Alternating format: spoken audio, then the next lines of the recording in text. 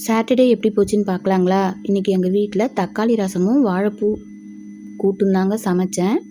வாழைப்பூ பிரிக்கும்போது என் பொண்ணுக்கு சொல்லி கொடுத்துனே செஞ்சேன். சீக்கிரமாகவே முடிஞ்சிடுச்சு. இப்போ சாதம் வடிக்கிறது, பால் காய்ச்சறது எல்லாமே இந்த இண்டக்ஷனில் தாங்க. சிலிண்டர் தட்டுப்பாடு வந்ததுலேருந்து இதில் தாங்க செஞ்சுக்கிறேன். மதியம் போல் சாப்பிட்டு முடிச்சுட்டு மளிகை சாமான் இல்லைங்க வீட்டில், வாங்கலான்னு கடைக்கு போயிட்டேன். ஈவினிங் ஒரு 6 மணிக்கு டிஃபனுக்கு அரிசி ஊற வச்சுருந்தேங்க. அரைக்கலான்னு கிரைண்டரில் போட்டுட்டு நைட் டிஃபனுக்கு பூரி செஞ்சுக்கலான்னு சொல்லிட்டு உருளைக்கிழங்கு குக்கரில் போட்டு வச்சுட்டு பூரிக்கும் மாவு பிசைஞ்சிட்டேங்க.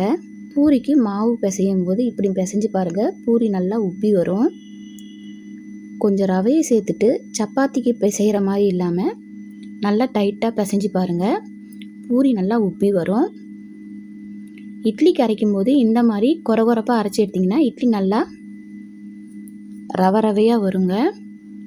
இட்லி மாவையும் அரைச்சி முடிச்சுட்டு மாவையும் நல்லா கலந்து விட்டுட்டுங்க. உப்பு போடல, ஏன்னா என் கை நல்லா புளிச்சிரும், அதனால் உப்பு போடல. இட்லி ஊற்றும் போது தாங்க நான் உப்பே போட்டுப்பேன். கையோட உருளைக்கிழங்கு புட்டியும் செஞ்சு முடிச்சுட்டு பூரியும் சுட்டு எடுத்துட்டேங்க. பூரி பாருங்கள், இப்படி தாங்க உப்பியே வரும். ட்ரை பண்ணி பாருங்கள். ட்ரை பண்ணி பார்த்துட்டு எப்படி வந்துச்சுன்னு கமெண்ட்டில் சொல்லுங்கள்.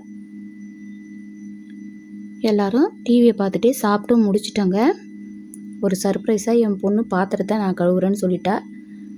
நான் வாங்கிட்டு வந்த மளிகை பொருட்களெல்லாம் எடுத்து வைக்கலான்னு சொல்லிட்டு எடுத்து வச்சிட்டு இருந்தேங்க. இப்படி தாங்க இன்றைக்கி இந்த நாள் போச்சு.